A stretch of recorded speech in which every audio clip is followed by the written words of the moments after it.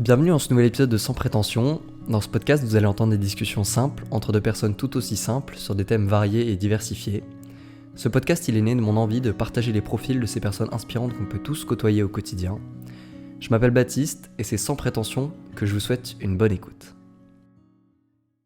Thomas, c'est ce mec que tu croises une fois en soirée et t'as un coup de foudre instantané pour lui. Je vous parle pas de coup de foudre amoureux, quoique ça pourrait vous arriver aussi, mais plutôt parce qu'il a une personnalité hyper riche, qu'il est passionné par une multitude de projets différents et qu'il est capable de s'intéresser à vous d'une manière qui vous surprendra assurément. Thomas, c'est un aventurier, un sportif et un artiste. Il est reconnaissant, engagé et passionnant, et il est assis en face de moi aujourd'hui. Alors avant de commencer, Thomas, comment ça va ? Ça va bien, merci de me recevoir. Ça me fait très plaisir de t'avoir.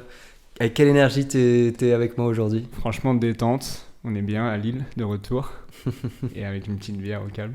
Merci pour l'intro, ça fait plaisir. Je ne me connaissais pas aussi bien. C'est vrai ? Je te jure. Et justement, au niveau de cette description que j'ai faite, est-ce qu'il y a un adjectif en particulier qui t'a surpris ou est-ce que tu aurais ajouté quelque chose Bah si, quand t'as dit qu'il s'intéresse à toi d'une manière inhabituelle ou un truc comme ça, je pensais pas ça de moi. C'est marrant. Ouais, c'est parce que c'est... nous, l'amitié qu'on a eue, c'est qu'on s'est rencontrés en études supérieures. Oui, c'est vrai. Mais on s'est pas rencontrés tout de suite. Non. On avait une promo de 180 personnes, Ouais, je pense. 200, oui, 200, ouais. Donc forcément, tu ne rencontres pas tout le monde directement. Mais petit à petit, on est arrivé. Et puis, moi, je te croisais et je te voyais toujours comme un peu le mec qui est au-dessus de ça. Tu sais. Genre, moi, j'étais très débutant, jeune, machin, inexpérimenté. Et toi, tu étais vraiment le tranquille. Parce chill. que j'étais plus vieux. Ouais, j'avais 2 ans de plus quand je suis arrivé en licence. Ouais. J'avais 2 ans de plus que les autres pour ça. Ouais, je me souviens, t'étais là, t'arrivais en skate en cours avec les lunettes de soleil, alors que moi j'étais genre, je sortais de chez mes parents en métro, machin, tu sais, aucune expérience de la vie, tu vois, genre j'avais le bac, j'ai eu le bac 2 mois avant, etc. Ouais, c'est vrai. Et bon, en tout cas, c'est le 3e épisode de Sans Prétention avec toi aujourd'hui, et petit à petit, j'essaie d'améliorer un peu le format de ce podcast, de prendre plus de liberté, de grandir et tout ça. Top. Et donc, le thème principal de cette discussion aujourd'hui, ça va être la solitude. Ouh. Alors, donc ça peut sembler un peu sombre dit comme ça, c'est vrai. mais je vous assure, chers auditeurs, que ça va être positif et intéressant. Ouais, moi aussi je vous assure. Et ben c'est parfait, parce que tu vas mener un peu cette discussion. Et donc pour commencer, Thomas, j'avais envie de te demander, qu'est-ce que ça t'inspire la solitude, là, quand je t'en parle comme ça ? Pourquoi tu te dis, aujourd'hui on va parler de solitude ensemble ? Bah parce que moi je suis assez solitaire et je fais pas mal de trucs tout seul. Et c'est vrai que la solitude c'est un mot un peu péjoratif, alors qu'en soi c'est juste un état qui est censé être neutre, c'est-à-dire que c'est juste le fait d'être tout seul. Après ça peut être joyeux, pas joyeux, parfois on a besoin d'être tout seul, parfois on n'a pas besoin d'être tout seul, ça dépend des gens aussi. Ouais, c'est un peu ça que ça m'invoque. Ouais, parce qu'en fait moi je trouve on vit dans une société qui met vachement en avant le vivre ensemble, le vivre avec les autres, et c'est très cool. Heureusement qu'on met ça en avant, qu'on n'est pas genre restez chez vous, ne parlez à personne. Ça c'était pour le Covid, ça. Ouais, ne faites pas ça aujourd'hui. Petite citation philosophique. Aristote disait « Vas-y. L'être humain est un animal social ». Oui. C'est une des rares citations que j'ai retenues de mes cours de sciences politiques. Oui, moi aussi. Parce que ça m'avait marqué. Donc, l'être humain est un animal social. Ouais. Et pourtant, on n'a pas tous la même dose d'introversion, d'extraversion en nous. Et on n'a pas tous la même sociabilité vis-à-vis des autres. Donc toi, tu as commencé à en parler un peu, mais c'est quoi ton rapport avec la solitude ? Ouais, c'est... en fait, moi, je distingue vraiment le fait d'être solitaire, le fait d'être introverti et le fait d'être insociable. C'est 3 choses qui sont souvent très, très mélangées dans la société. Et parce que tu peux être introverti et pas être du tout solitaire, par exemple. Parce que, en tout cas, pour moi, peut-être les gens ne seront pas d'accord avec moi, mais... pour moi, l'introversion, c'est le fait de préférer les endroits calmes ou des moments, on va dire, calmes en termes de bruit, par exemple, et tout. Mais pas forcément d'être tout seul. C'est-à-dire que tu peux... moi, je sais que je suis solitaire, mais à petite dose. Je suis pas non plus le plus solitaire des solitaires. Ouais. J'ai besoin... Et en fait, tu peux passer des moments calmes avec 2-3 potes, par exemple. Un introverti va en général préférer passer des soirées avec 2-3 potes qu'avec, je sais pas, avec 20 potes ou 100 potes, genre, je sais pas. Mais ça veut pas forcément dire qu'il a besoin d'être tout seul ou pas. Après, forcément, quand t'es tout seul, t'es calme, t'es dans un endroit calme, donc ça va souvent avec l'introversion. Mais c'est quand même, pour moi, c'est 2 choses assez différentes, quoi, quand même. Maintenant, j'ai oublié ta question. Non, tu as pas répondu, c'était toi ton rapport à la solitude, qu'est-ce que c'est, mais ouais, c'est aussi le fait que, en fait, je trouve que être solitaire aujourd'hui, c'est devenu très péjoratif. Mais oui. Alors que je pense qu'on est tellement dans une société aussi, ça fait très critique de la société que moi je suis en train de parler. On balance, aujourd'hui on est là pour dénoncer. Mais non, mais on est dans une société qui est de plus en plus connectée, qui va de plus en plus vite, tout ça, machin, ça tout le monde le dit et on le voit bien. Et du coup, ça peut être, c'est important, et puis il y a de plus en plus de gens qui essayent de se ressourcer, de se reconnecter à eux-mêmes et tout ça. Bien sûr, ouais. Et pour ça, tu as toujours été une source d'inspiration sur ce sujet. Et c'est pour ça que j'ai envie de parler de solitude avec toi aujourd'hui. Ouais. Par exemple, en termes de solitude, toi, tu aimes beaucoup voyager en solitaire. Ouais. Donc je pense notamment à tes voyages en Amérique latine et en Norvège qui me viennent en tête. Clairement. Ouais. Quelque chose que je ne pourrais jamais faire, je pense, pour l'instant. C'est voyager seul. Ok. Et justement, deux questions ici. Pourquoi partir en voyage et pourquoi partir seul surtout. Pourquoi partir en voyage Je pense que la plupart des gens, je pense, commencent à partir en voyage comme tout le monde, hein, parce que ça fait kiffer, parce qu'on voit sur Instagram des plages désertes sublimes ou des trucs qui font kiffer. Et je pense qu'au début, c'est bien de partir sans forcément trop se prendre la tête, sans forcément avoir une raison en particulier. Il y en a qui partent direct avec une raison pour se trouver, pour se chercher, je sais pas. Maintenant, moi, je sais que le voyage, c'est ma passion, on va dire, pour le voyage, c'est né vraiment quand j'étais petit, quand j'avais une dizaine d'années, parce que j'ai eu la chance d'avoir des parents qui voyageaient beaucoup, enfin, mon père surtout pour son boulot. Ouais. Et il m'a beaucoup emmené quand j'étais jeune en voyage avec lui, avec ma mère, etc. Donc ma passion pour le voyage est née là, je veux dire. Ça t'a déjà apporté quelque chose je pense. À ce moment-là, J'étais pas conscient de ça, parce que j'avais 10 ans, tu vois. Oui. Le premier gros voyage, j'avais 10 ans.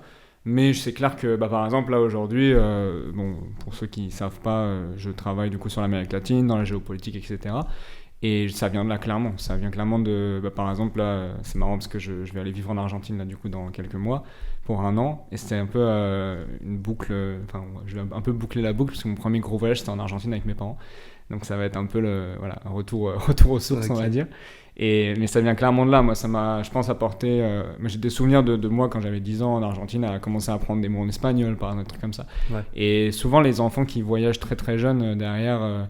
je sais pas, ils ont une ouverture d'esprit un peu plus... en général, c'est comme ça aussi avec beaucoup de loisirs où tu découvres ça ça te lance de ouf. Mais après, il y a des loisirs. Mais du coup, tu partais pas seul. C'est vrai. Ouais. T'étais en famille. Là, j'étais avec mes parents. Et en fait, le voyage seul a commencé... Le truc, c'est que comme j'ai pas de frères et sœurs, j'ai toujours eu l'habitude de faire des trucs tout seul. Tu vois, quand j'étais gosse, je jouais avec mes dinosaures en plastique tout seul. Je joue au Pokémon tout seul. Enfin, j'ai toujours été. J'ai 2 frères et je faisais pareil. Hein. Ah oui. Merde. Ma théorie. Après, peut-être qu'on est plus introvertis, moi et mes frères chacun. Il y a peut-être de ça aussi. Mais je sais que moi j'ai toujours, en tout cas, pris cette habitude-là. Et surtout, j'ai toujours été très passionné par beaucoup de choses. Enfin, tu vois, je te parlais des dinosaures, j'étais passionné par ça. Les Pokémon, c'est pareil. Et mes passions ont grandi avec le temps, tu vois. Et après, j'ai commencé à devenir donc passionné par les voyages. Et quand j'ai commencé à avoir l'âge de voyager tout seul, donc autour de 17 ans, tu vois, 17-18 ans, je me suis dit, vas-y, j'attends personne et j'y vais, quoi. Et après, j'ai eu la chance aussi d'avoir mes parents une situation financière qui me permettait aussi de faire des voyages plus ou moins longs ou loin, en tout cas tout seul. Mais en tout cas, c'est parce que parfois, des gens veulent partir en voyage tout seul, mais ils n'ont pas les sous pour le faire, tout simplement. Moi, ça, j'ai eu la chance de l'avoir, mais après, je me suis motivé à partir tout seul. Et au début, c'était vraiment ça, en mode je veux le faire, mes potes n'étaient pas dispo, ou j'avais pas forcément de gens avec qui je me disais je veux partir avec et tout, mais je me suis dit, j'ai pas envie de me limiter je veux pas attendre des gens pour partir en voyage, quoi. Ouais. Donc c'est ça c'est là où je me suis dit let's go. Mais je l'ai fait avec beaucoup d'inconscience à l'époque, et encore un peu aujourd'hui, mais moins, j'ai l'impression. Aujourd'hui, je calcule un peu plus les trucs. De l'inconscience qui est aussi un peu du courage, je veux dire. Oui. C'est un peu les deux côtés de... je sais pas si... Parce que le courage, pour moi, c'est tu te rends compte du risque, mais t'y vas quand même. L'inconscience, c'est en mode... Moi, je me rendais pas compte du risque, quoi. J'étais en mode... Mais t'y vas quand même. Mais j'y vais quand même. Dans les deux cas, t'y vas quand même. Non, c'est positif, en vrai. C'est de la bonne inconscience, parce que Parfois, on est trop conscient presque et on calcule trop le risque et on n'y va pas pour ça. À l'époque, j'étais en mode, je m'en fous, je vais partir en road trip tout seul pendant 10 jours avec ma voiture, faire, 3000 km en 10 jours, dormir dans ma voiture. Tous mes proches me disaient, mais t'es complètement fou et tout.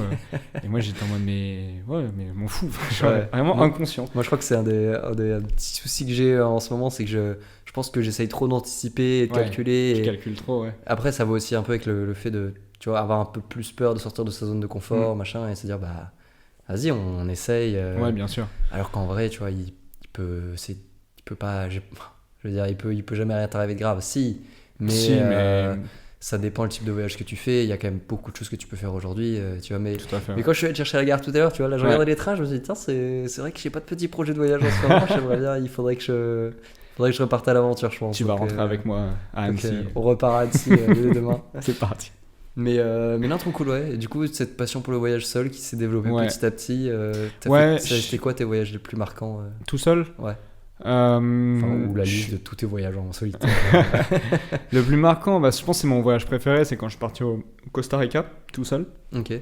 Je sais pas vraiment tout seul parce qu'en fait j'étais encadré quand même, je suis parti un mois donc pour apprendre l'espagnol. Donc j'avais des cours de langue tous les matins dans une école, on était une petite dizaine à apprendre l'espagnol, donc j'ai tout de suite rencontré des gens. Maintenant voilà, je suis parti tout seul dans le sens où je connaissais personne là-bas, je savais pas qui j'allais rencontrer ou pas. Mais pour moi, c'était pas vraiment tout seul parce que j'en ai refait des vrais voyages seuls en mode en Norvège par exemple, quand je suis parti tout seul en Norvège, où là j'étais pas du tout encadré quoi. C'était moi qui me faisais mon petit trip tout seul et qui me prenais mon bus tout seul pour aller dans les hostels et tout. Et j'ai rencontré personne d'ailleurs quand j'étais en Norvège, mais c'était pas intentionnel, mais c'était moi quand je voyage tout seul en général, à moins que ce soit dans des trucs un peu encadrés où je rencontre du monde inévitablement par des cours de langue, par quand j'ai fait mon échange universitaire par exemple au Mexique pendant 6 mois, j'ai rencontré des gens en cours forcément, etc. Mais moi je sais quand je pars tout seul par exemple en Norvège, quand je l'ai fait, je bouge tellement qu'en fait j'ai pas le temps de rencontrer du monde. Et puis il y a aussi la Norvège qui est plus fait pour faire des randonnées, etc. Donc c'est pas le pays où tu vas en club forcément, en tout cas tu vas plus en club ou dans des soirées ou quoi que ce soit, donc tu rencontres peut-être un peu moins de monde aussi là-bas. Et les gens sont plus introvertis, les Norvégiens sont plus introvertis, donc c'est pas forcément si facile. Surtout que tu bases pas ton voyage est-ce que tes voyages en solitaire justement tu les bases pas sur le fait de rencontrer des gens? Non, en fait je calcule pas ça. Il y a des gens qui partent seuls aussi en se disant j'ai envie de rencontrer de nouvelles personnes. De ouf. Mais toi, c'est pas l'objectif, c'est juste tu vas seul, mais t'es pas fermé non plus. Non, clairement. Parce que c'est ma nature en fait. Moi, c'est un peu comme ça, je définis aussi pour revenir à l'introversion. Tu vois, moi, tu me mets dans un endroit où il y a plein de monde. Je vais pas forcément aller vers les gens pour leur parler de mon plein gré. Par contre, parce que je suis bien aussi tout seul dans mon coin à faire mes trucs. Par contre, si tu viens me parler, je vais être très gentil et souriant, aimable et tout ce que tu veux, tu vois. C'est pour ça que je distingue vraiment l'insociabilité ou la timidité, par exemple, à l'introversion, qui sont deux choses très différentes. Mais oui, non, moi, quand je pars tout seul en voyage, je calcule pas, en fait, je fais mon truc et je fais ce que j'ai prévu de faire, mes passions, quoi. Que ce soit aller faire des randonnées ou faire des trucs comme ça.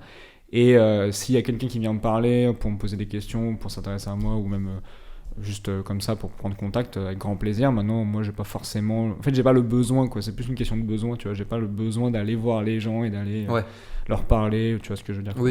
C'est plus une question de besoin que de c'est ça. Et comment tu fais pour être aussi bien avec toi-même en solitaire? Je sais pas, c'est compliqué comme question. Parce que tu vois, moi je me dis, je pense avoir aussi une bonne part d'introversion, aimer être seul, aimer les moments calmes et tout ça. Mais pour autant, je partirai pas tout seul parce que j'ai besoin d'être accompagné, de me sentir soutenu, mais pas par des inconnus, tu vois. Alors, je peux... par des proches. Par des gens que je connais, avec qui j'ai construit des choses, que j'ai vécu des choses et tout ça. Tu vois, et tu peux rencontrer des gens, il y a des gens très sympas partout sur la Terre. Mais tu vois, partir seul et pas rencontrer de gens ou quoi, t'es vite avec toi-même et tout. Et peut-être que c'est parce que je ne m'aime pas assez ou des trucs comme ça, tu vois. Mais non, mais tu vois, et du coup, comment toi tu fais pour être aussi bien seul Est-ce que tu penses que c'est parce que tu as eu tout un chemin de vie qui t'a permis de te construire comme ça Je pense qu'il y a deux choses. Déjà, je me demande s'il n'y a pas un truc presque héréditaire, parce que mon père est très comme ça. Il est très solitaire, genre il s'en fout royal d'être tout seul, de faire des trucs tout seul. Donc j'ai sûrement, ça descend peut-être de lui, tu vois. Maintenant, je sais que ce que j'aime le plus quand je suis tout seul, c'est la liberté. C'est le fait de comme je te dis, quand t'es en voyage, quand j'ai fait mon premier road trip tout seul, la liberté, c'était vraiment de décider le jour même ou dans quel pays j'allais aller avec ma voiture. Et tu vois, et en Norvège, pareil. Enfin, c'est vraiment ce côté de liberté.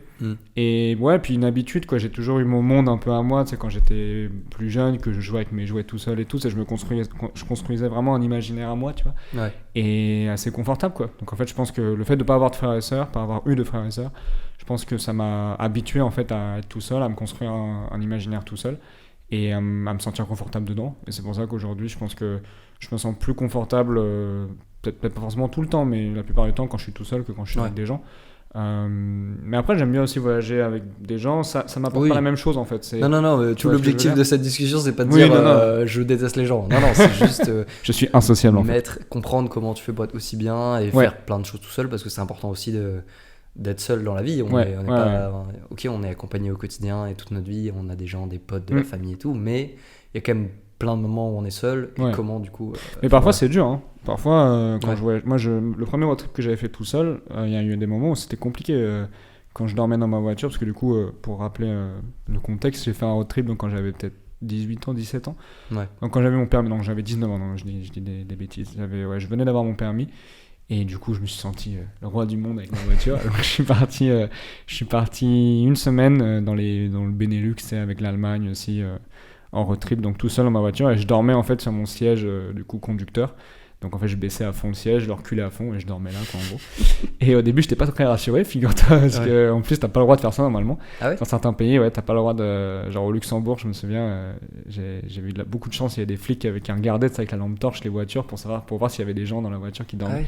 Et moi, au moment où ils sont passés, j'étais en train d'enlever mes lentilles dans mon coffre, en train de me mettre en pyjama, tu vois. Ouais. Et ils sont passés, du coup, ils m'ont pas fait chier parce qu'ils se sont pas dit, lui, il va dormir dans sa voiture. Il repart dans 5 minutes. Oui, c'est ça. Et non. Et s'il serait passé peut-être 5 minutes après, j'étais en train de dormir devant, quoi. Donc, c'est bizarre. Je pense qu'il m'aurait mis une amende. Tu sais, c'est le camping sauvage, parfois t'as pas le droit dans les. Ouais, dans mais justement, tu vois, tu peux dire. Franchement, autant camping sauvage, t'abîmes pas la nature, tu dors pas, t'abîmes pas. Mais tu vois, genre, si t'es dans ta voiture. Littéralement tu et puis surtout personne, quoi. Tu me dis celui qui roule, qui est fatigué, faut bien qu'il s'arrête un moment pour dormir. À quel moment t'as pas le droit de le faire en pleine rue dans une ville, enfin tu vois. Non mais c'est obligé de payer un hôtel. En fait c'est le business. C'est ça, c'est les hôtels qui ont fait du lobby. Le lobby des hôtels. Ça se trouve c'est ça.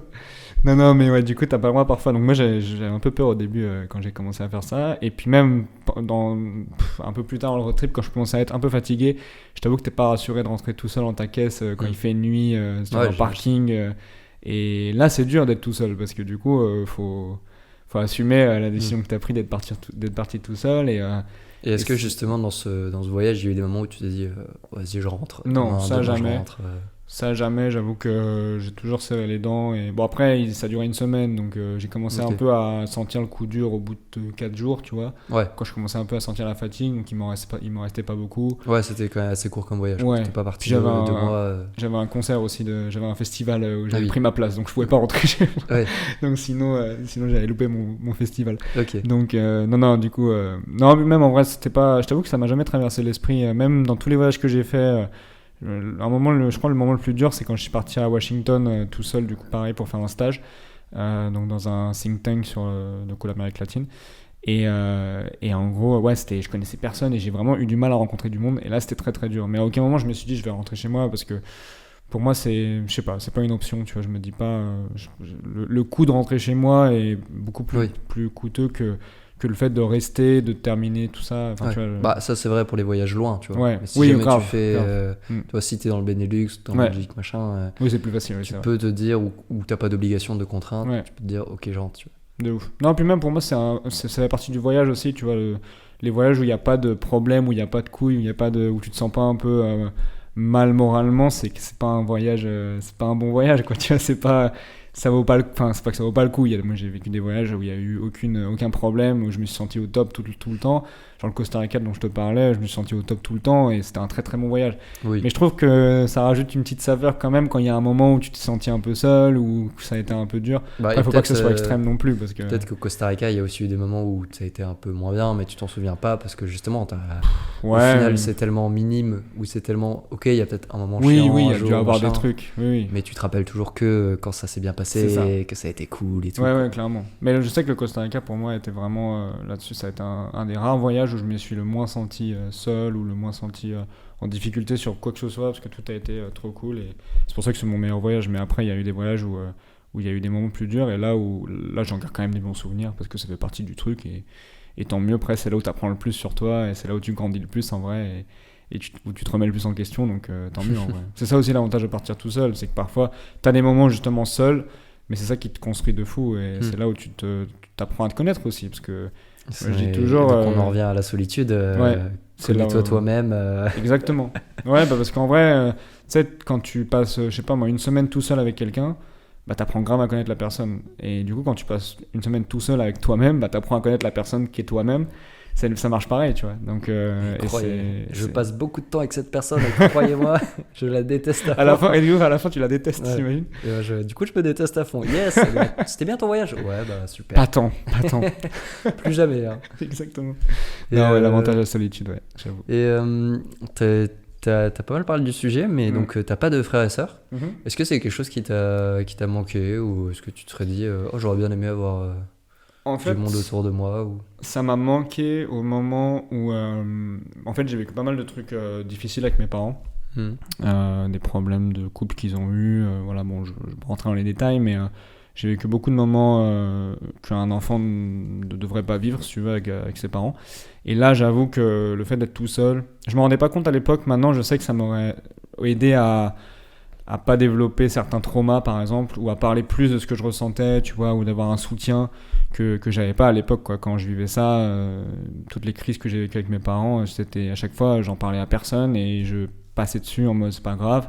Et en fait, plusieurs années après, je me suis rendu compte que si, en fait, c'était grave. Ouais. Et je pense que si j'avais eu, par exemple, des frères et sœurs à ce moment-là, bah on se serait tenu les coudes, on en aurait parlé entre nous, peut-être, et on aurait, j'aurais eu quelqu'un de mon âge, en tout cas, qui en parlait, du moins de manière plus approfondie, parce que j'en ai quand même parlé un peu à des amis à moi à l'époque, mais très légèrement. Et t'avais des grands-parents ou des cousins? Ouais, j'en parlais pas mal avec ma famille, parce que ma famille savait ce qui se passait aussi. Ouais. En gros, pour les petits détails, j'ai ma mère qui a fait pas mal de dépression. Et bref, et du coup, j'ai dû gérer pas mal de ces problèmes. Et du coup, j'étais plus dans une position d'adulte que d'enfant, si tu veux, pendant mon adolescence. C'est un peu quand tu deviens adulte de manière forcée, tu sais. C'est ça. C'est pas forcément la meilleure manière. Bah, c'est ça. Puis du coup, tu refoules grave tes émotions, parce qu'en fait, quand t'arrives chez toi, tu peux pas vraiment exprimer tes problèmes parce qu'il y a déjà les problèmes de ta mère qui prennent toute la place, donc t'as pas un espace que normalement un adolescent devrait avoir. Mais c'est hyper important pour se construire, tu vois, de pouvoir exprimer ses problèmes, ses émotions, même s'ils sont minimes, tu vois. Ouais. Donc, non, mais ça, il y a tout un truc de. Enfin, moi, je trouve qu'en termes de problèmes et de soucis dans la vie, c'est vraiment un des sujets sur lesquels tu peux le moins te comparer aux autres, parce que oui, grave. On a tous nos soucis, et en fait toi tu as des soucis qui peuvent paraître insignifiants pour quelqu'un qui a des plus gros soucis ou des trucs, mais en fait c'est juste on est tous genre sur la même ligne dans la vie, et c'est juste si toi ton gros souci c'est de savoir ce que tu vas manger ce soir, et que une personne elle a un gros souci qui est plus important pour elle, va se dire je m'en fous de ce que je mange ce soir parce que moi j'ai ce souci là, tu vois. Mais on a tous des soucis, et du coup faut pas se comparer, et je comprends que c'est hyper important dans le développement de la personne de se dire juste avoir cet espace où tu peux t'exprimer et dire j'ai un contrôle de maths demain et je suis stressé machin. Si tes parents ont des plus gros problèmes à la maison avec toi, tu peux pas en parler. Ouais, je comprends tout ce schéma de refoulement, et ça va pas fausse un processus qui est normalement normal et sain et vital presque pour un adolescent, qui est d'exprimer ses problèmes et d'exprimer ce qu'il ressent, etc. Et ouais, donc moi j'ai pas trop eu cet espace-là.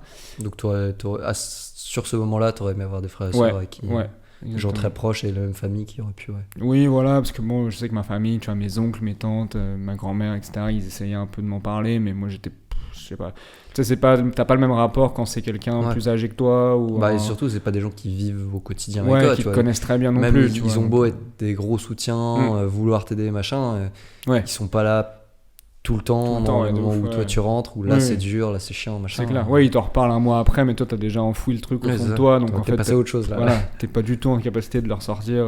Non, carrément. Ok. Pour finir sur cette partie, première partie voyage, est-ce que tu as des conseils à donner pour un voyage en solitaire? Des conseils?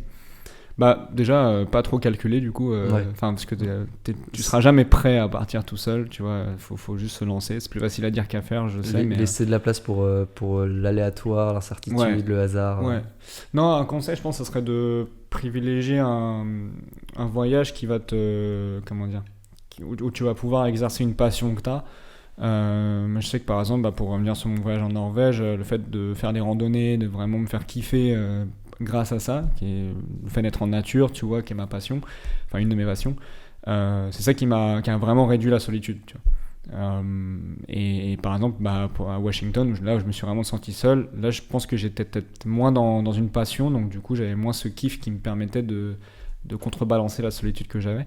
Donc un conseil, ça serait de choisir une destination ou une activité que tu vas faire pendant ton voyage quand tu seras tout seul qui vraiment te fait kiffer. Ouais, ta passion. Ça rattrape un peu ta zone de confort, où tu te dis, ok, je suis complètement dans l'inconfort, mais quand je serai en train de faire ça, là, j'aurai ma petite zone de confort. Je me rattache à un truc qui me fait me sentir bien, où je suis bon, où je connais, tu vois, etc. Donc, c'est un bête de conseil. Ouais, en vrai. Non, je trouve ça vraiment, c'est vrai. Cool. Trop cool. Si ça peut servir.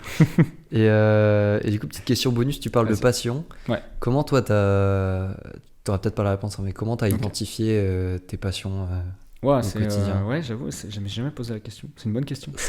Non, moi c'est parce que je t'entends parler et puis je me dis c'est aussi quelque chose que moi je suis très chercher le sens de la vie et chercher qu'est-ce qui me fait kiffer et tout. Et on va y revenir aussi un peu près dans le podcast, mais est-ce que toi je sais pas. La question est très très large, je pense, mais non, mais c'est une bonne question. Je pense que c'est venu. Tu vois, le voyage, par exemple, tu dis, ça, on t'y a sensibilisé assez tôt dans ta vie. Et ça, puis, c'est venu avec tu t'es rendu compte que tu kiffais et que tu as voulu continuer. Ouais. Après, le reste, je pense que faut juste savoir peut-être s'écouter aussi, tu vois. Faut savoir. Parce que parfois, on fait des trucs où on pense qu'on est. Parce que par exemple, moi, je fais pas mal d'athlétisme et je fais pas mal de semi-marathon, etc.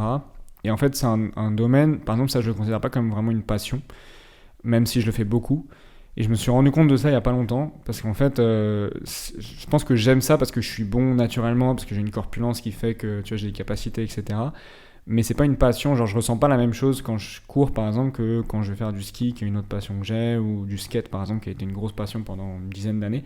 Donc faut aussi savoir s'écouter, faut aussi identifier le truc qui vraiment te fait lever le matin, ça paraît con, tu vois, mais c'est vraiment ça, c'est vraiment qui t'inspire. Moi, c'est souvent l'inspiration, ça marche vachement, c'est là où je vois que c'est une passion ou pas, ou quand ça dépasse aussi le domaine même de l'activité. Par exemple, le skate, moi, ça dépassait l'activité propre de faire du skate, c'est-à-dire que je m'habillais comme un skateur, j'écoutais des musiques qui étaient dans les vidéos de skate. Des musiques de skateurs. Vraiment. Parce que les skateurs sont des artistes et des chanteurs. Non, mais tu sais, il y avait tout un... Parce que c'est une culture à part entière aussi. C'est vrai qu'il y a des domaines qui sont plus faciles à...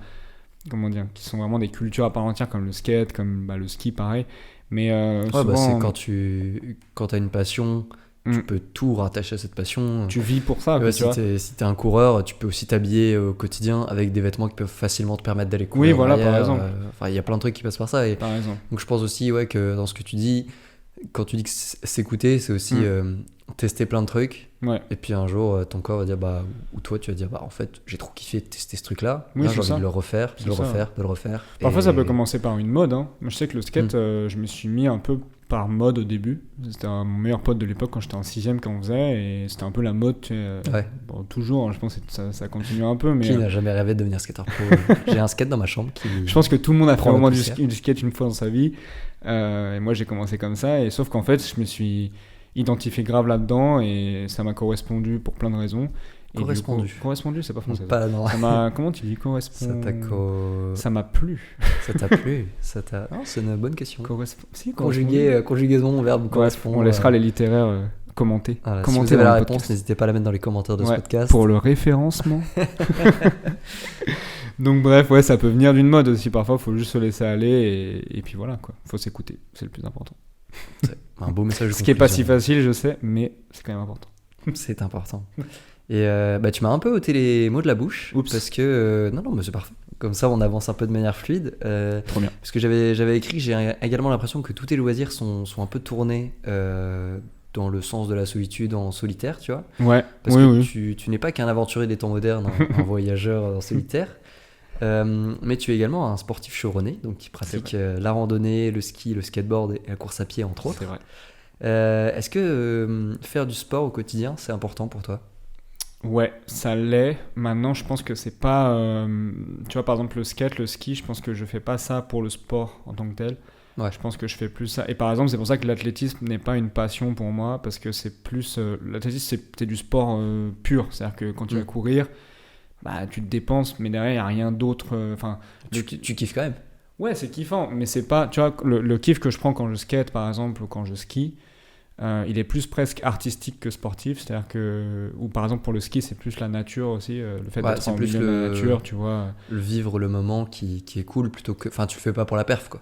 Non, mais même le running, tu vois, quoique le running un peu plus du coup. Mais parce que, tu vois, le running, je le fais pour la perf parce qu'il n'y a pas un autre truc qui va me pousser à aller courir, à part peut-être voilà, le côté healthy, le côté se dépenser, etc. C'est sûr que je me sens bien après une session de running.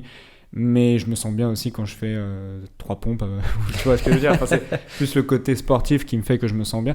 Par contre, c'est pas, tu vois, le skate ou le ski, qui sont quand même des sports à part entière, parce que moi, c'est pas forcément le sport qui me fait le plus kiffer là-dedans, c'est plus le côté inventé, plus créatif, quoi. Tu sais, quand tu fais du skate, t'inventes des nouvelles figures, peut-être pas une nouvelle figure parce que tu t'appelles pas une figure chaque jour. Oui, qui n'a jamais été fait. Le mec, c'est Tony Hawk. Non, on n'est plus dans les années 1980. Mais par contre, voilà, moi je sais que quand je faisais du skate, j'aimais bien. Mon petit kiff, c'était de faire des figures que mes potes ne faisaient pas, par exemple. Et j'avais ce côté créatif là. Et j'étais un peu le mec dans la bande qui faisait que ça, quoi, des tricks un peu, on appelle ça des tricks, des figures un peu improbables. Mais c'était ça mon kiff, c'est le côté créatif et le côté. Et dans le ski, moi ce qui me fait kiffer, c'est plus le côté nature, le côté, tu vois, se retrouver en pleine montagne, d'aller skier, vraiment entre les sapins, tu vois, et tout ça. Et donc c'est ma passion pour ces disciplines sportives-là, elle vient plus du côté artistique, on va dire, et la culture aussi tout autour. J'aime bien ce côté rider aussi, ce côté un peu underground aussi, même si bon, maintenant le ski et le skate sont des disciplines olympiques, mais à la base ces deux disciplines-là, elles sont nées d'un mouvement quand même un peu underground, tu vois. C'était moins populaire, moins répandu, quoi. Ouais, donc, surtout le skate, le ski peut-être moins, mais le skate c'est né d'un truc, c'était pas du tout à la base, c'était plutôt marginal, tu vois, et même encore aujourd'hui, la base du sport, la base de cette discipline, elle est très underground, marginale, et elle s'associe avec plein de trucs underground comme, je sais pas, la musique électro, même le rap, ou le graffiti, tu vois, des trucs, et moi c'est plus ça qui me faisait kiffer. Après le sport, oui, ça va, c'est indispensable quand tu fais ces disciplines-là, et les meilleurs en skate ou en ski, c'est des sportifs de haut niveau, hein, faut pas se le cacher. Mais voilà, le sport, je pense que c'est important pour moi, mais pas aussi important que l'art, par exemple, ou d'autres tu le trucs. fais plus pour... tu le fais pas, quand tu fais du sport, ou ces sports-là en tout cas, tu le fais pas en mode je fais du sport, mais plus en mode je fais un truc qui me fait kiffer. C'est ça. Je vis un truc, je crée un truc avec mon corps, ou je crée une relation avec moi-même aussi. Aussi. Là-dedans. Et puis après, c'est quand même cool que ça soit, que ça te dépense et ça te rapporte des... Comment dire, ça te donne une bonne santé aussi physique. Moi, c'est ça que je kiffe aussi. C'est pour ça que le skate, le ski, c'est des passions aussi, parce que c'est un bon mélange, tu vois, ça développe ton côté créatif, ta santé physique, et c'est assez cool.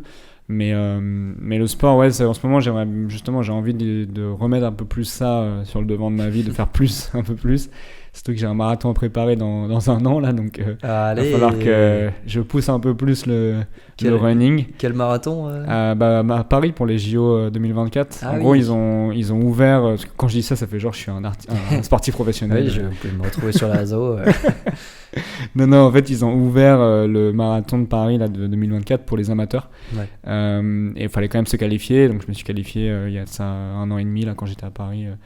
Du coup, et donc voilà, j'ai ça, marathon pour tous, ça s'appelle. Ouais, ce sera en nocturne, il me semble. Exactement. Le départ est à 21h, ça va être très drôle. Vu que c'est au mois de juillet, s'ils le font à midi, ça sera au mois d'août, le 10 août, c'est. Un peu chiant s'il fait 35 degrés. Ouais, c'est pour ça, il disait ça. Ils se sont dit, on va le faire le soir. Ouais, en vrai, ça va être sympa avec les lumières et tout. Trop bien. L'arrivée à minuit, là, on va voir. On pourra venir t'encourager. Clairement, venez tous, avec une banderole. Est-ce que dans ta pratique en tout cas, tu vois des différences entre faire du sport en solitaire et faire des sports collectifs? Ouais, moi je suis très mauvais en sport collectif. C'est la principale différence. C'est pour ça que je fais du sport tout seul, parce que moi je suis juste en compétition avec moi-même. En fait, c'est pas que je suis mauvais, c'est juste que comment dire, une fois, enfin, quand je vivais à Stockholm, je faisais pas mal de foot, tu sais, le dimanche matin avec des potes, mais vraiment sur un vrai terrain, on était des vraies équipes et tout. Et j'étais pas mauvais, mais je me rendais compte que ça me faisait chier de, par exemple, louper une frappe parce que ça me faisait chier de pénaliser mon équipe. Ouais. Et pareil, quand un de mes coéquipiers loupait une frappe ou autre, bah, tu sais, c'est pas que ça me faisait chier, mais tu sais, j'étais un peu en mode. Ça me fait carrément chier. Ouais. Non, mais c'est chiant de pas avoir. Ouais. En fait, t'aimes pas avoir, ça t'enlève la liberté, le contrôle sur tout et être responsable du truc, quoi. Exactement. C'est-à-dire qu'à la fois, toi, quand tu pénalises ton équipe, c'est chiant. À la fois, quand quelqu'un d'autre te pénalise et que t'as pas de contrôle dessus, t'es juste en mode bah, tu fais chier, Denis. Ah merde. Exactement. Donc, c'est pour ça que. Mais c'est vrai que tout à l'heure, t'as dit toutes mes passions, c'est des trucs individuels. Et c'est vrai que t'as tout juste parce que je pense que c'est aussi une question d'habitude, quoi. Comme je te disais, le fait de pas avoir de frères et sœurs ou quoi. J'ai toujours eu l'habitude de faire des trucs tout seul et de ne répondre qu'à moi-même, tu vois, d'être responsable que pour moi et ça me va très bien et voilà. Mais après, bon, c'est cool le côté un peu camaraderie, j'aime bien quand même, tu vois, mais quand ça devient un peu trop de haut niveau et que quand je commence à me mettre un peu la pression parce que y a le côté perf qui arrive, là je préfère être tout seul. Là en groupe, j'arrive pas trop à contrôler je sais pas, à pas être trop dur avec moi-même si je fais une faute ou à être trop dur avec un de mes coéquipiers parce qu'il fait une faute. Le côté perf, tu vois. Le rageux de l'équipe là, qui va t'engueuler de fou si tu loupes un seul tir, ça va être ça vaut dur. pour même quand tu bosses, hein. Moi je sais que je suis pas le meilleur à bosser en équipe à cause de ça parce que j'ai tendance à, c'est un de mes défauts d'ailleurs, quand tu sais, en interview je dis ça, quand on me fait des entretiens d'embauche, tu sais quels sont vos défauts, vos qualités. Souvent mon défaut c'est ça, c'est que j'ai du mal à pas être trop exigeant vers mes collaborateurs, mes collègues, quand on travaille ensemble, parce que j'ai ce côté un peu individualiste, on va dire, mais qui va avec le côté solitaire et qui est un peu... tu peux pas trop y échapper quand t'es un peu solitaire et que t'as l'habitude de faire des choses tout seul. C'est dur de pas être individualiste parfois, mais c'est un truc sur lequel je travaille. Voilà. Intransigeant avec moi-même, mais tolérant avec les autres. Oui, c'est la perfection, ça. Disait Nekfeu. Hein. C'est vrai. Il avait vraiment tout compris. Il avait vraiment tout compris. Faudrait qu'il revienne un jour celui-là. Est-ce que tu as déjà eu envie de devenir sportif professionnel ? Est-ce que l'idée t'a un jour effleuré l'esprit Non, je pense pas. Comme tout gamin, j'avais envie de devenir skater pro quand je faisais du skate à l'époque. Tout le monde n'a peut-être pas le skate. Peut-être pas tout le monde, mais comme tout gamin qui faisait du skate quand il était gamin. Si, j'avais envie de continuer à fond. Après, devenir professionnel, peut-être pas, parce que j'ai vite vu que j'avais en skate, par exemple, j'avais un peu peur, tu vois, plus que d'autres. Donc, j'ai vite vu que j'avais des petites limites. Souvent les skateurs pros c'est des gens qui n'ont pas peur du tout et qui sont un peu marteaux 4 fois cassé une jambe. Oui, c'est ça. Je ne suis plus à une jambe près. C'est ça. Alors mon pote, tu n'en as que 2 à la base, du coup fais gaffe quand même. Ce n'est pas louable comme membre. Non, ouais, du coup sportif pro je pense pas, et je pense pas que j'ai assez la passion, tu vois, par exemple pour l'athlétisme par exemple, je pense pas que j'ai assez la passion pour devenir athlète, marathonien pro ou j'en sais rien comment ça s'appelle, mais tu vois. Peut-être que t'as pas la discipline ou pour te dire ouais, puis la passion, parce que la discipline vient avec la passion, ouais. Mais oui. Je pense que ça vient plus de la passion, genre je pense que je suis pas assez passionné par ce domaine-là pour vraiment y consacrer que ma vie, tu vois. Et après il faut pas perdre la passion en gardant la discipline. C'est vrai. Parce qu'il y a des sportifs on est très philosophique aujourd'hui, tellement profond. non mais parce que c'est sûr que quand tu décides de faire d'une passion ou d'un hobby, d'un loisir, ton quotidien, ton métier, tu changes un peu de dimension, c'est vrai. Faut pas c'est le côté business qui rentre dedans aussi, qui peut anéantir un peu moi à mon humble niveau pour comparer, j'étais hyper investi dans une asso. Je suis devenu salarié entre guillemets de cette association pendant quelques mois. Ça m'a fait chier de me dire que un truc que je faisais pour le kiff, c'est devenu mon gagne-pain. Tu perds un peu de liberté, quoi. Du coup, tu te dis, c'est chiant en fait, parce que du coup, tu fais plus que ça. C'est ça. Et du coup, tu perds un peu ce côté bonus de ta passion. Exactement. Ce qui t'apporte, parce que tu dis, en fait, j'en ai marre de la faire. Exactement. Et donc, du coup, après, j'ai arrêté de taffer et j'ai continué à le garder en passion. C'était très cool. Hein, mais... c'est pour ça qu'il y a des passions qui sont faites pour rester des passions, genre. Et pas pour devenir des trucs professionnels, des métiers, tu vois. C'est parce qu'il y a très aussi ce truc dans le métier de trouver un métier qui te fait kiffer et tu n'auras jamais à bosser un seul jour de ta vie, tu vois, de se dire j'ai envie de faire un métier qui me fasse kiffer et qui soit une de mes passions. Il y a je pense qu'il y a un équilibre à trouver là-dedans. Il y a un juste milieu, clairement. Faire quelque chose que tu kiffes sans que ce soit 100% fidèle à la façon dont tu le ferais si t'étais pas payé pour le faire, quoi. Tout à fait, ouais. Je suis tout à fait d'accord avec toi. On commence à te connaître grâce à cette discussion, Thomas. Bonjour. Mais ce que nos auditeurs ne savent peut-être pas encore, c'est qu'une autre de tes passions, c'est la musique. Oui. Et plus précisément le mixage. Oui. Si je ne dis pas de bêtises. Le mixage. Je connais pas trop les DJing, termes, le DJing, on peut dire. J'ai failli dire ça, mais DJing. Ouais. Ok, ouais, DJing, ouais, ça ouais. Oh, tu peux dire mixage. Mixage, ça fait un peu moins. Bah, ça fait plus français, quoi. C'est vrai. Parce qu'on est en France ici, monsieur. C'est vrai. Oui. Toi, qu'est-ce que tu produis comme style de mix, comme style de DJ set, si tu préfères? Ouais. J'ai justement moi, tu vois, mes références, pas forcément en tant que, enfin, pas forcément dans la musique que je joue, mais dans les DJ en mode comment ils mixent ou leur parapluie de genre de musique. Moi, il y a un mec qui s'appelle Diplo, je sais pas si tu connais, qui est assez connu, malheureusement pas, mais... qui fait toujours partie de Major Lazer. Okay. Tu vois le groupe, c'est un des membres. C'est un groupe, mais je suis content. C'est un groupe. c'est un Aucune des membres. Culture ici, de ce côté de la table. On est là pour ça. Non, et c'est lui par exemple, j'adore parce c'est vraiment un DJ il commence à être un peu vieux, je sais pas quel âge il a, mais peut-être au moins 40 ans, et il peut jouer n'importe quoi. Il a des sets, il est très libre artistiquement. Et même dans ce qui sort comme son. Alors bon, moi je suis juste un DJ, je ne sors pas de son, je suis pas un compositeur ou un producteur de musique, je fais juste des arrangements. Je mixe en soirée, en boîte ou dans d'autres trucs. Après j'ai fait aussi un concept sur YouTube de live sessions, on appelle ça, qui est en gros où là je mixe, je me pose sur un point de vue assez connu dans le pays où je suis, genre je sais pas, la Tour Eiffel ou une pyramide au Mexique ou autre. Les gens iront voir. On mettra le lien en description.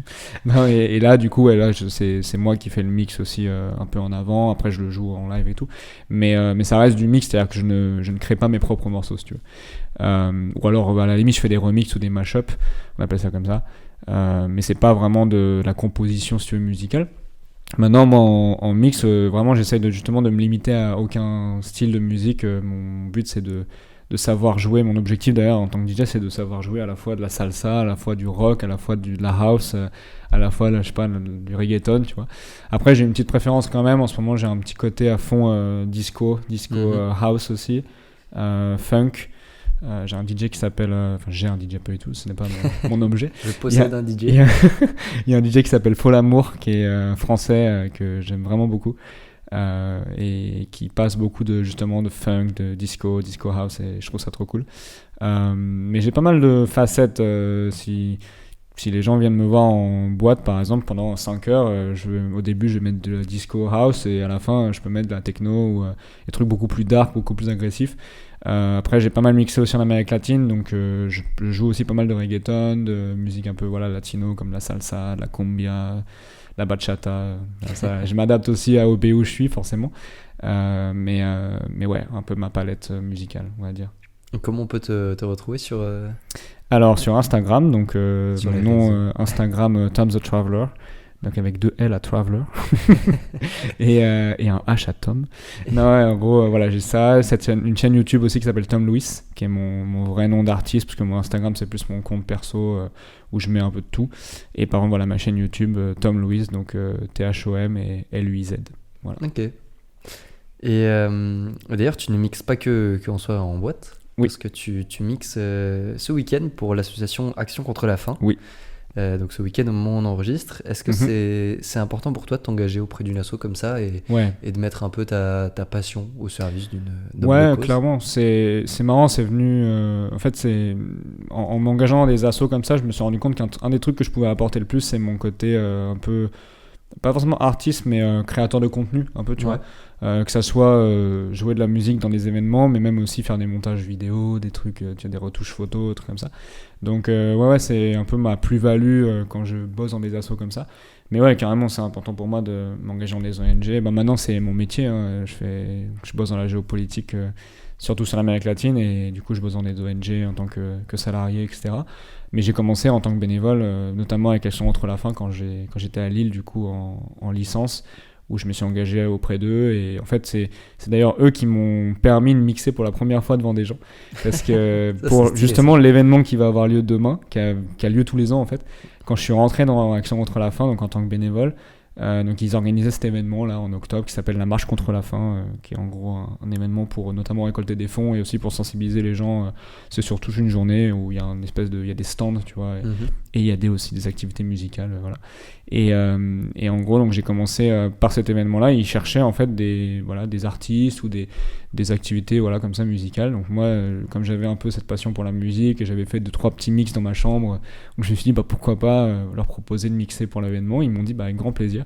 Et c'est ça qui m'a lancé en fait en tant que DJ. Donc c'est marrant que Trop cool. ça soit une ONG qui m'ait lancé en tant que DJ et pas un bar ou une boîte ou autre. Mais C'est une histoire incroyable. C'est assez rigolo, ouais. Et je trouve ça trop stylé aussi que tu aies réussi à mettre ta passion au service de projets encore plus grands. C'est BLF, double BLF, comme on dit.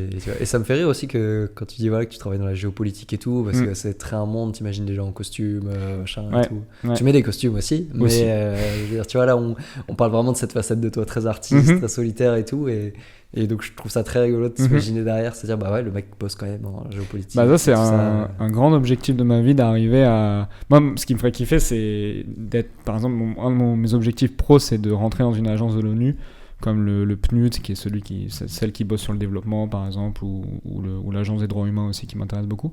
Et mon but, c'est de rentrer là-dedans, mais aussi de garder cette activité de DJ à côté.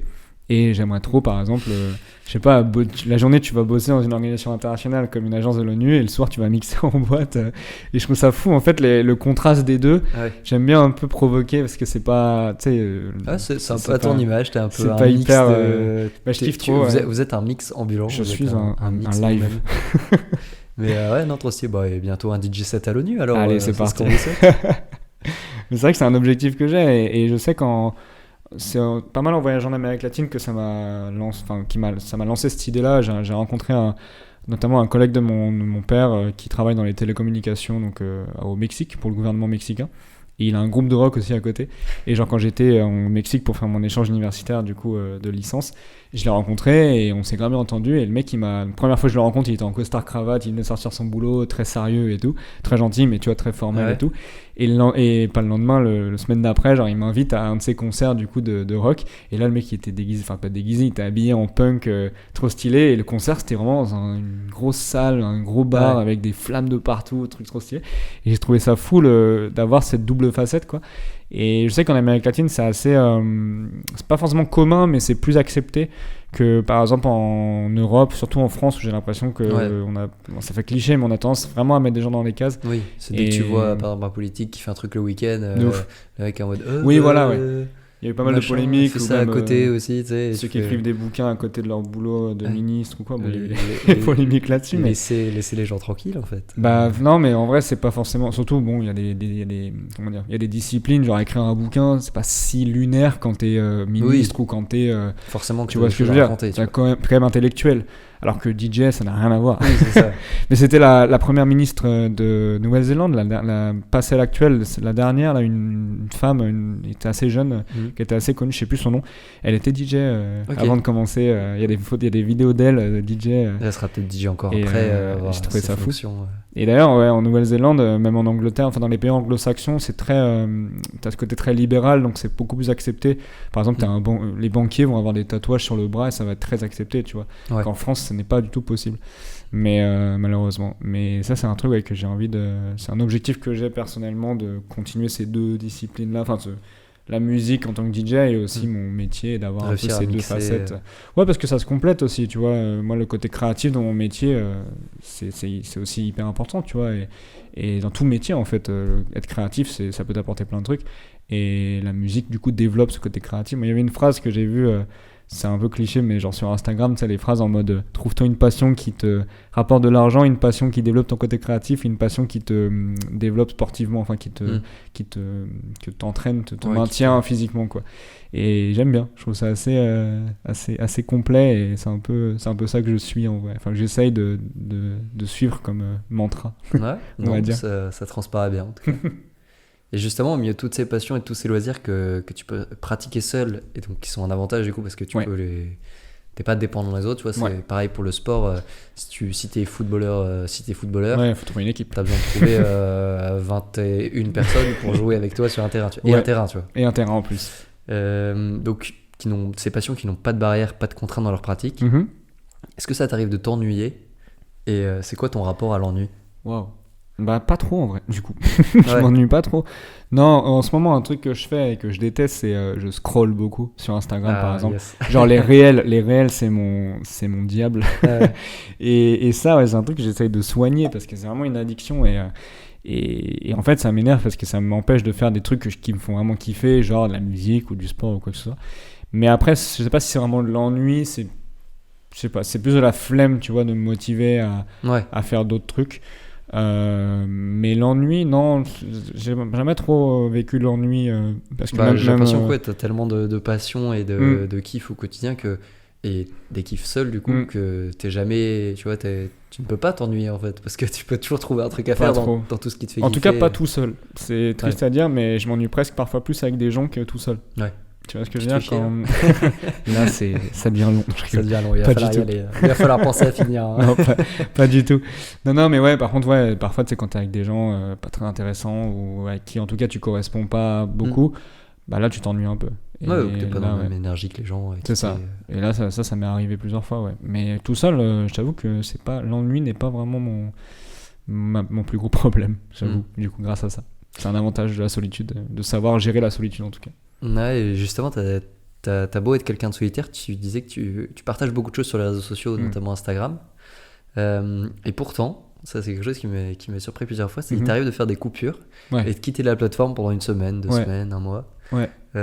C'est quoi ta relation avec les réseaux sociaux aujourd'hui? Bah, comme je te disais, j'ai ce côté toxique de scroller sans arrêt, laisse tomber. Et non, ma relation aux réseaux sociaux, bah, justement, Instagram m'aide à me sentir moins seul parfois. Ça m'aide à partager en fait ce que je fais avec d'autres gens. Par exemple, quand je suis parti en Norvège en road trip, enfin pas en trip, en trip tout court, je partageais beaucoup du coup je partageais beaucoup ce que je faisais avec les gens, et le fait d'avoir sur le moment des retours de potes en mode trop bien la randonnée, trop stylé et tout, ça m'aidait à moins me sentir seul du coup, tu vois. Ça c'était pour ça Instagram. Moi en fait ouais, j'utilise principalement Instagram, le reste j'avoue que Facebook, Twitter j'utilise pas du tout, LinkedIn pour le côté professionnel, mais bon voilà. Mais surtout ouais, le réseau social que j'utilise le plus c'est Insta.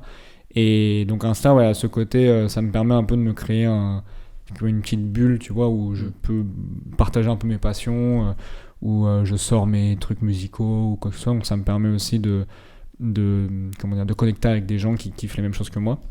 Donc ça, c'est cool. Et ouais, ça permet en vrai de créer du lien social, comme on dit. Donc c'est un peu pour ça que c'est fait, en vrai. Mais par contre, voilà, il y a le côté vraiment toxique. Moi, je sais que ça...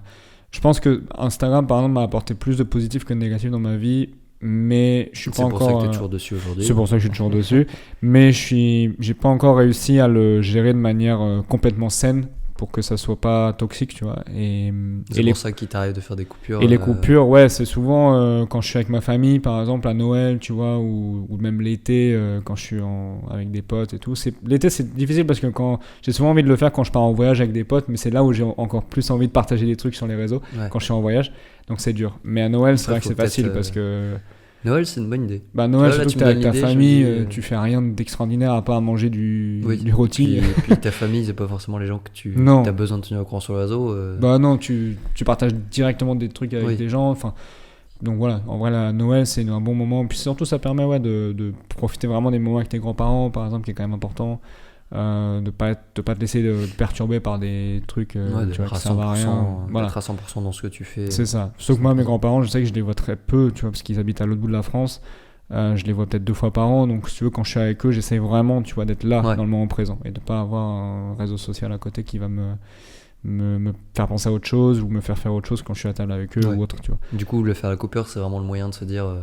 au moins j'ai même pas la tentation, enfin j'ai même pas je peux pas glisser 5 minutes, non c'est vraiment au moins c'est plus là, c'est ça, je reprendrai la semaine prochaine, exactement, Puis tu te cales un peu sur leur mode de vie aussi, tu vois, parce que moi, mes grands-parents, voilà, c'est comme tous les grands-parents, ils n'ont pas beaucoup de téléphone, ils n'ont pas beaucoup de réseaux sociaux, etc. Puis tu vas pas aller passer une soirée en boîte avec eux après, quoi, donc, tu vas pas prendre un selfie avec eux, enfin tu peux, mais tu vois, donc c'est pas pour ça que j'aime bien en ce moment-là couper un peu, ouais. Je trouve ça utile et je trouve ça un bon équilibre en vrai, parce que bon, il y a quand même pas mal de trucs toxiques sur les réseaux sociaux et faire une petite coupure, je trouve ça important, ouais. Oui, c'est ça, moi je pense pas que ce soit... Je pense pas que le problème ce soit les réseaux sociaux, c'est plus l'utilisation. C'est ça, c'est comment tu utilises, qui tu suis, ce que tu fais dessus. Moi j'essaye de travailler un peu cette relation avec les réseaux sociaux pour que ça reste uniquement positif. Ouais. Je suis un être humain faillible.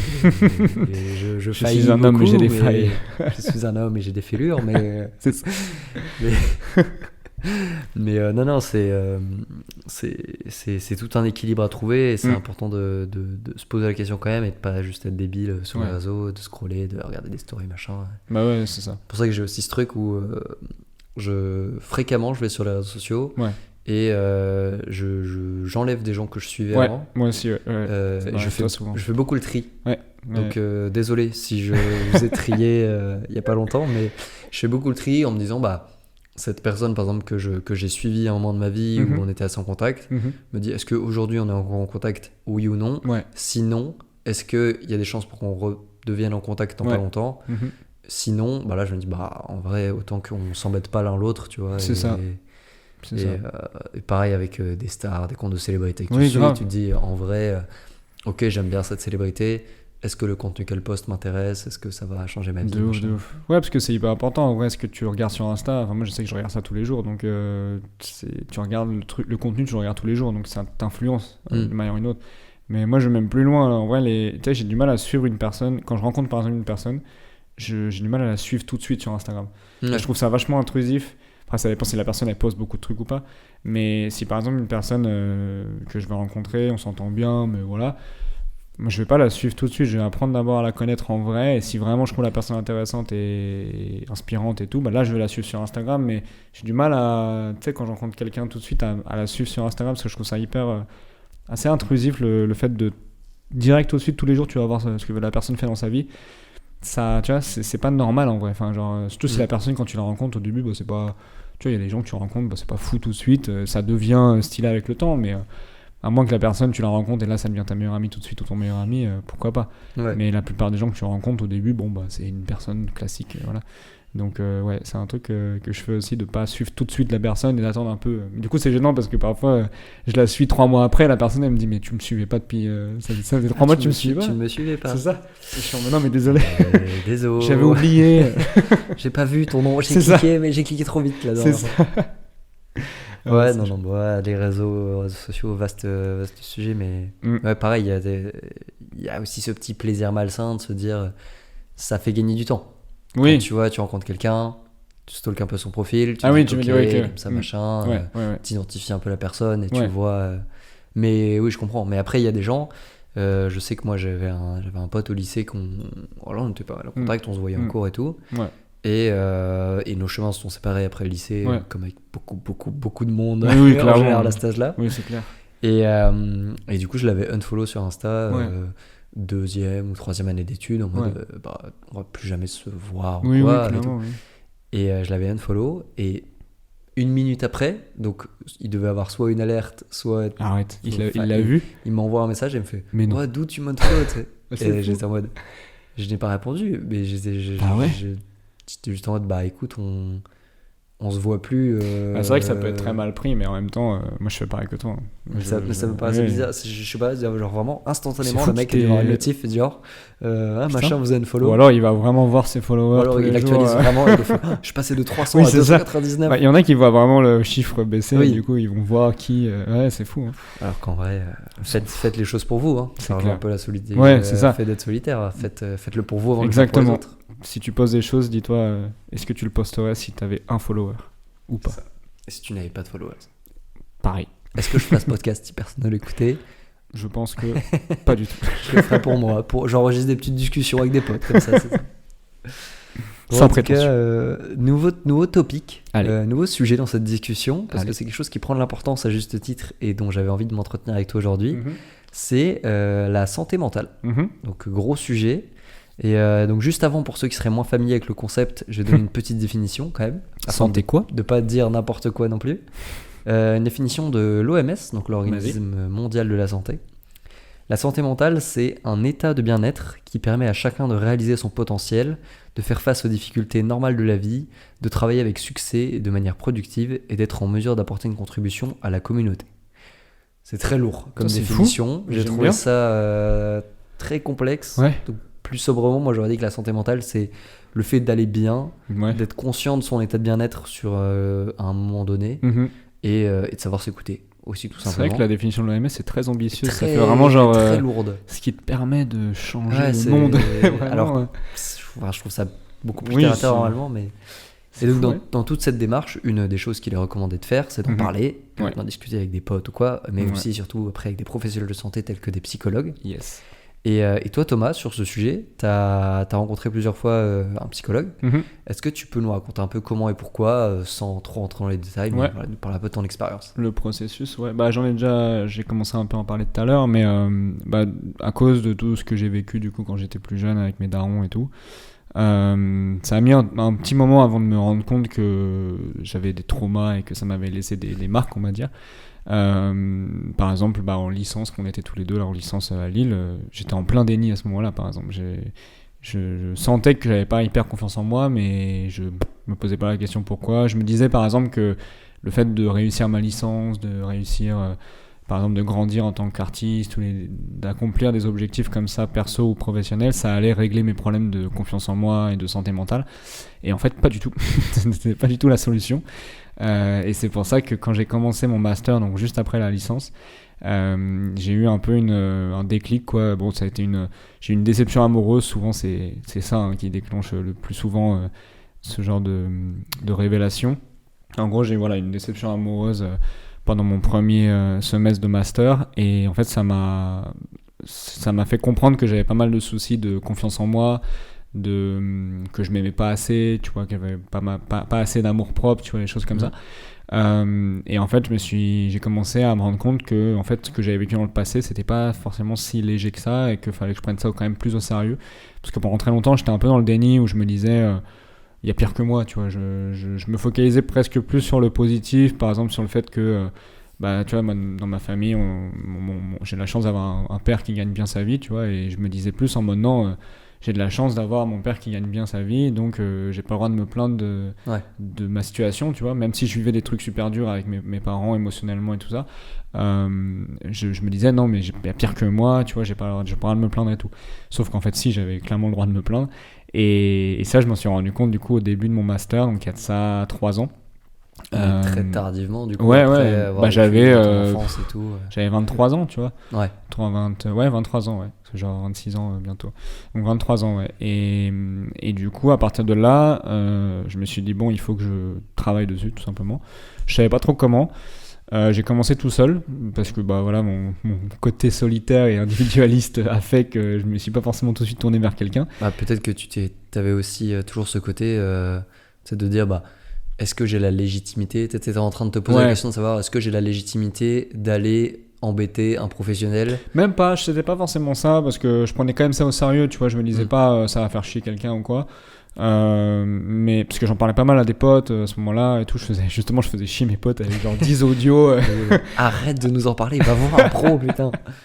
Exactement, ma meilleure pote Clémence Parr, si tu entends ce podcast, je suis désolé. Non, en vrai, j'en ai quand même parlé à pas mal de potes, mais du coup j'ai pris au début, j'ai fait le taf tout seul, je me suis acheté des bouquins de psy, quoi, sur les relations familiales avec les parents, les traumas, les trucs comme ça. Et j'ai commencé un peu à faire des trucs de bien-être, genre, tu vois, écrire une lettre sur son téléphone en mode où tu te valorises, où tu mets en avant tes qualités, tu lis ça tous les jours, tu as des trucs comme ça. Écouter des audios un peu clichés, mais tu sais, de gens qui te disent des qualités, qui te disent en mode t'es bien, t'es telle personne, t'es stylé. Bref, un peu cliché, mais je me suis dit, bon, on va commencer par là. Et ça a fait un peu, ça a un peu marché, ça a fait peut-être 10% du boulot. Mais un an plus tard, c'est ça, un an plus tard, je me suis rendu compte que j'avais... En fait, c'est pas que j'avais un manque, mais je me suis dit, ça serait bien quand même de voir un peu la vie d'un pro. Et en fait, je sais qu'un truc qui m'a fait commencer tout ça, c'est que je voulais pas devenir dépendant, tu vois, d'un psy. Par exemple, ma mère a vu beaucoup de psy et elle est devenue un peu dépendante de ça. Et donc j'ai vu ça moi-même et je voulais pas moi-même du coup rentrer dans ce cercle un peu vicieux de, tu sais, t'as un psy, mais du coup tu peux pas vivre sans ton psy et tu peux pas, tu vois ce que je veux dire. Donc j'ai voulu commencer tout seul pour un peu me donner des bases tout seul. Et au bout d'un an, je me suis dit, bah, tu sais quoi, je vais aller voir un professionnel et je vais lui en parler de ce que j'ai pu faire comme technique et tout. Et donc, c'est là où je suis allé voir une psy, du coup, une psychanalyse, qui n'est pas une psychologue, c'est pas pareil. Ok. Psychanalyse, je sais même pas exactement la différence, mais en fait, je sais pas, enfin, moi, par exemple, la mienne, elle me donne pas de conseils du tout, elle a pas d'avis, c'est un peu le cliché du psy qui t'écoute sans rien dire et à la fin, elle te demande 80 balles. mais c'est un peu c'est une technique de psychanalyse, ça s'appelle freudienne et en gros, c'est un courant de la psychanalyse et en fait, c'est toi qui te fais ton propre analyse. Ce qui est bien, c'est que du coup, ça te rend pas dépendant. Le fait qu'elle te donne pas de conseils, tu vois, c'est toi-même qui te va comprendre des trucs sur ta vie en lui parlant et elle va rebondir aussi sur ce que tu vas lui dire, etc. Mais c'est pas un monologue, mais du coup, c'est plutôt bien parce que ça te rend pas dépendant de ta psy et des conseils qu'elle te donne. Donc j'ai commencé par là et là ça fait 1 an et demi que je la vois du coup, enfin que je la vois non parce qu'elle habite Paris et du coup la plupart du temps je suis pas à Paris donc on fait ça par téléphone, ce qui est pas top mais moi, comme je voyage beaucoup j'ai pas trop eu le choix mais ouais. Non, mais c'est intéressant aussi de se dire que voilà, on n'est plus dans le cliché d'aujourd'hui pour voir un psy, t'as besoin d'aller passer 2 heures assis sur un divan. Oui. Tu peux faire ça en visio, par téléphone. Oui, clairement. Oui. Ce qui est quand même moins bien, en vrai. C'est mieux de rester sur le divan en présentiel. Il y a quand même une différence, mais ça fait quand même le taf d'être par téléphone. Mais même le côté divan, il est un peu cliché, j'avoue. Même moi, quand je vais la voir, je suis pas allongé sur un canapé. Je suis juste assis en face d'elle et je lui parle, quoi, tu vois, comme toi et moi, là. Enfin, c'est pareil, quoi. Donc, oui, non. C'est parce qu'en fait, c'est elle qui m'a demandé de faire ça. Okay. Elle va réécouter, derrière, elle va me faire une liste. Elle m'a envoyé la facture, d'ailleurs. Donc, on se parle à la sortie. Waouh.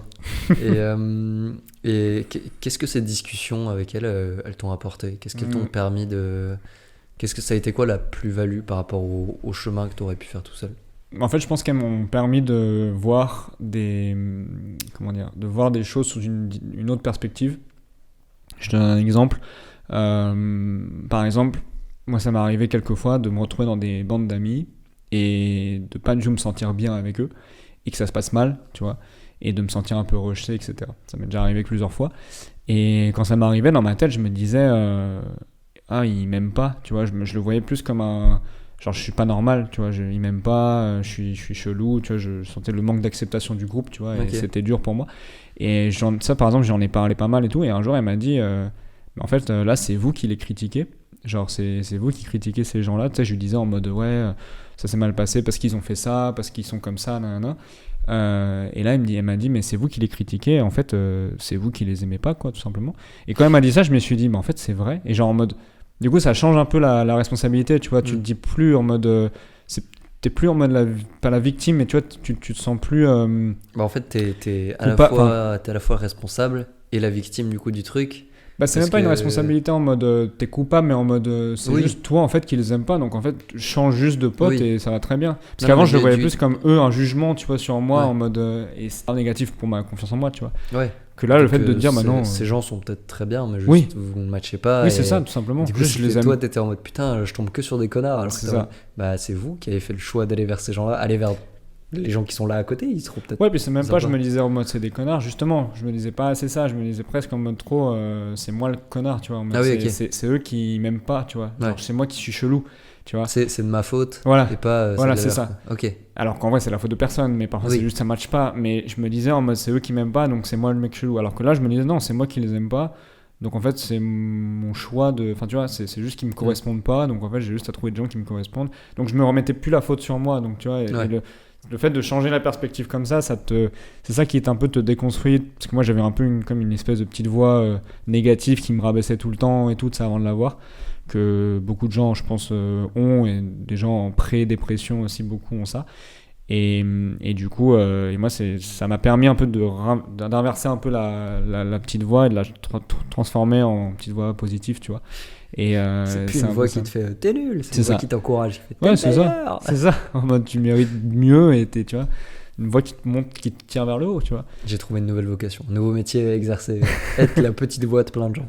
La voix positive de tout le monde. Tu les appelles le matin, tu fais alors, t'as bien dormi? C'est pas grave, tu vas passer une bête de journée. De fou. C'est ça.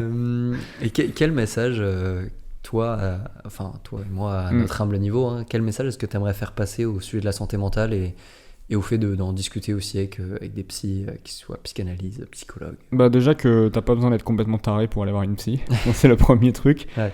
T'as pas besoin d'avoir 1000 traumas pour aller voir une psy. Démocratiser un peu le truc et puis vraiment désacraliser. Le truc c'est tu sais, il y a souvent cette phrase, tout le monde devrait aller voir une psy ou un psy, et je pense que c'est en partie vrai. Il y a des gens qui en ont moins besoin quand même que d'autres. Ça dépend ce que t'as vécu dans le passé. Mais oui, enfin c'est pas, voilà, faut pas avoir honte, ça vaut le prix aussi, parce que bon, souvent les gens se limitent au prix. Il y a des psys d'ailleurs moi la mienne, je paye peut-être 35 €, tu vois, et il y avait des prix étudiants pour au moment du Covid, ils ont pas mal démocratisé ça. Donc je pense qu'aujourd'hui c'est plus facile de trouver des psys moins chers qu'avant. Ou avant t'avais plus tendance à payer 80 balles la séance et tout, donc ça fait un peu chier. Vraiment, mais ouais, ça vaut le coup, et même si c'est une séance, t'auras essayé, et je pense que ça vaut vraiment le coup, parce que le bien-être derrière que ça t'apporte et la compréhension de toi et tout, elle vaut 1000 fois plus le prix que tu payes et le temps que tu mets à faire ça, quoi. Donc en fait surtout le truc hyper important, parce que souvent les gens se disent en mode ouais mais je fais déjà ça avec mes potes. Les potes, c'est pas pareil, parce que là, tu parles à quelqu'un que tu connais pas du tout et que tu vas jamais apprendre à connaître, parce que c'est bizarre au début. Vous n'êtes pas là pour ça. Bah, c'est ça, mais au début, c'est bizarre. Moi, j'avais envie de lui poser des questions sur elle, tu vois. Parce que c'était chelou, tu vois. J'ai parlé de ma vie hyper intime et la personne, tu la connais pas du tout. Le côté trop sympa, genre. Et vous, ça va? Mais c'est clair, c'est clair. Bah, au début, d'ailleurs, je faisais ça au début quand je rentrais dans son cabinet. Je lui disais ça va? Et elle me regardait un peu en mode, mais pourquoi il me demande ça, lui? C'était trop drôle. J'ai pas envie de vous répondre, en fait. C'est ça. Et elle me répondait pas, d'ailleurs. C'était très chelou. Puis il y avait un blanc de 10 minutes. Et vraiment. Bah, ça fera 25 €. C'est ça. Donc là, tu te motives à parler à ce moment-là. Commencer. Donc non, c'est vraiment le pouvoir du psy, c'est que tu connais pas la personne, donc en fait à partir du moment où tu commences à te livrer à quelqu'un que tu connais pas du tout, t'apprends à vraiment être honnête avec ce que tu ressens, en fait. Moi c'est vraiment ça que j'ai appris avec la psy, et c'est un truc que je bosse surtout beaucoup aujourd'hui, c'est d'assumer toutes mes émotions, quoi, d'assumer tout ce que je ressens, tout ce que je me dis dans ma tête, et de le dire à limite parfois à voix haute, tu vois, des trucs. Et ça c'est hyper important, et de rien cacher ce que tu penses et ce que tu ressens. C'est surtout avec toi-même, quoi. C'est le plus important. Merci d'avoir pris la parole sur ce sujet. Avec déjà, plaisir. c'est important. Et pour conclure cet épisode, c'est quoi la suite pour Tom the Traveler? quels sont tes prochains projets? Un voyage en Argentine qui se prépare apparemment? Je pars mi-novembre, donc dans un mois, en Argentine pour un an, pour travailler dans une ONG qui s'appelle Fundación CES. Et en gros, je bossais sur la décolonisation en Amérique latine et le droit des jeunes défavorisés, du coup, là-bas. Et voilà, pour un an, donc à Buenos Aires. Donc ça va être chouette. Et sinon, j'espère reprendre un peu plus mon projet musical aussi et sportif. Donc le marathon dans un an aussi. Et j'espère une fois là-bas retrouver des endroits où mixer, parce que ça me manque un peu. Donc voilà. Un peu les projets. Trop bien. Des sacrés projets en tout cas. Ouais, pas, ambitieux, mais ça va le faire. Je vais aller chercher un truc à manger pour ce soir. C'est ma prochaine. Et c'était ton anniversaire là. Enfin, je dis c'était parce qu'au moment de la diffusion de ce podcast, ce sera dans le futur. Enfin bref, c'est ton anniversaire début novembre. Ouais. Tu as eu un certain âge. 26 ans. Ouais. 26 ans. Tu vois, j'avais écrit 27 parce que je suis un mauvais ami qui c'est la pas barbe, bien calculé. La barbe, ça rend plus vieux. T'as eu 26 ans. Est-ce que t'es en paix avec ton âge, toi, aujourd'hui? Ouais, avec mon âge, ça va. Enfin, je sens un peu la vieillesse. La vieillesse, c'est relatif, mais tu sais, je commence à avoir des réflexions de vieux. Je commence à avoir des vrais souvenirs. Je sais pas si tu vois. Je commence à me dire, très souvent d'ailleurs, je dis en mode, quand j'étais jeune, pour me référer à 4-5 ans, tu vois. Ouais. Mais parce que j'étais vraiment plus jeune il y a 4-5 ans. Mais ouais, j'ai commencé à avoir des réflexions de vieux comme ça. À chaque fois, je me corrige en mode non, quand j'étais plus jeune, je suis encore jeune. Je suis en paix avec mon âge. Oui, une petite partie de moi qui flippe un peu de voir le temps passer comme ça vite, et tu vois ce que je veux dire. Maintenant, j'ai l'impression quand même d'avoir bien rentabilisé mes 25 années. Tu fais quand même pas mal de choses. Oui, voilà, donc ça va. Mais je sais que là, pour mes 26 ans, il y a des trucs plus sur le côté santé, physique ou mental, les deux, que j'ai envie de changer. Et c'est plus ça qui me fait flipper, c'est de voir les années passer et de pas changer des trucs toxiques Genre, je dors pas assez, par exemple, c'est un truc que j'ai envie de changer. Et j'ai peur d'arriver à un certain âge et de pas avoir assez travaillé là-dessus et du coup, derrière, d'avoir des problèmes de santé, tu vois ce que je veux dire. Ça, Après, c'est plus pour ça. déjà, t'en es conscient, donc t'as fait la première étape. C'est clair. Mais Il y a du coup, plus voilà. qu'à... Mais sinon, ça va. Non, je suis pas trop dans la nostalgie de l'âge plus jeune parce que, surtout quand tu vois un psy, quand tu travailles sur ta santé mentale, tu gagnes en confiance en toi et en bien-être. Donc, en fait, les années avant, elles sont cool, mais elles seront jamais aussi cool que maintenant parce que tu seras jamais. Mais après, pour tout le monde, je pense, même si tu vois pas de psy, c'est pour tout le monde pareil. Le fait de gagner en confiance en soi, ça n'a pas de prix et ça rend les années futures meilleures, tu vois ce que je veux dire. Donc pour ça, le temps qui passe et la vieillesse me fait pas trop peur, on va dire. Puis je trouve aussi, moi là j'ai 23 ans. Ouais. J'ai eu un petit doute sur mon âge. J'ai 23 ans et j'ai fini un cycle de 5 ans d'études. Ouais. Et je trouve que... Merci. On attend le diplôme. Hein, mais... Toujours. Et tu vois, là, du coup, j'ai fait 5 ans d'études et je me rends compte que 5 ans, c'est quand même pas rien dans une vie. C'est vrai, ouais. Et surtout à cet âge-là. Surtout à cet âge-là, tu vois, je me dis, là, j'ai 23, c'est-à-dire qu'il y a 5 ans, j'avais 18 ans. Ouais. Je me dis, c'est fou. Tout ce qui a changé chez moi, autour de moi, en moi, en 5 ans. Et du coup, je trouve que c'est peut-être aussi le fait de vieillir, de gagner en maturité et tout ça. Ouais. De plus prendre conscience de ce que tu fais, ce que tu gagnes, et voilà, plus être en paix avec toi-même aussi, et te dire, j'ai cet âge-là, et je suis très content de l'avoir, et je suis pas en mode, je préfère avoir 20 ans aujourd'hui, non, tu vois, je suis trop content de mon âge aujourd'hui, et je suis bien là où je suis, et exactement, je n'aimerais pas avoir un autre âge. Ouais, puis chacun son rythme, quoi, ouais. C'est pas une course. Et qu'est-ce que tu te souhaites pour le futur, du coup? Pour la suite, qu'est-ce que je me souhaite ? La santé, un peu cliché, hein, mais... la santé, surtout. La santé et pas des pieds. Oh, oula. Oh, c'est bon. En tout cas, merci Thomas. Voilà. Qu'est-ce que tu te souhaites ? Non, en vrai, je me souhaite de m'installer quelque part, parce que ça fait 4 ans que je déménage tous les 3-4 mois et ça commence à être un peu long. Donc je me souhaite de trouver un terre-terre, m'installer quelque part. Non, surtout je me souhaite d'être, comme je disais tout à l'heure, d'être le plus honnête possible avec ce que je ressens et de m'assumer pleinement, on va dire. C'est surtout ça que je me souhaite, c'est d'assumer, d'être le plus sincère avec moi-même, quoi, de me mentir le moins possible vis-à-vis de ce que je ressens et ce que je veux. Parce que je pense qu'à partir du moment où tu as atteint ce niveau d'honnêteté avec toi-même, le reste c'est beaucoup plus facile en vrai. Ok. Très beau souhait. Voilà. Est-ce que tu as un dernier mot ou un dernier message à faire passer sur ce podcast aujourd'hui ? Non, merci à toi de m'avoir écouté tout ce temps et merci pour ce podcast, c'était top, j'ai vraiment kiffé le faire et j'encourage les prochaines personnes à y aller de vive voix. À accepter l'invitation quand je... Avec grand plaisir. Ça te dirait de venir sur mon podcast ? Clairement, n'ayez pas peur, il est très gentil. Il offre une bière en plus. Ça c'est bénéf. Ça va en convaincre beaucoup. Et en tout cas, merci Thomas pour passer ce petit moment de vie en ma compagnie. Merci à toi. J'espère que tu as kiffé et je te dis à bientôt sur Sans Prétention. À très bientôt. Et c'est la fin de cet épisode de Sans Prétention. Si vous l'avez apprécié, n'hésitez pas à le partager à ceux que ça pourrait intéresser et à bien noter le podcast sur Spotify.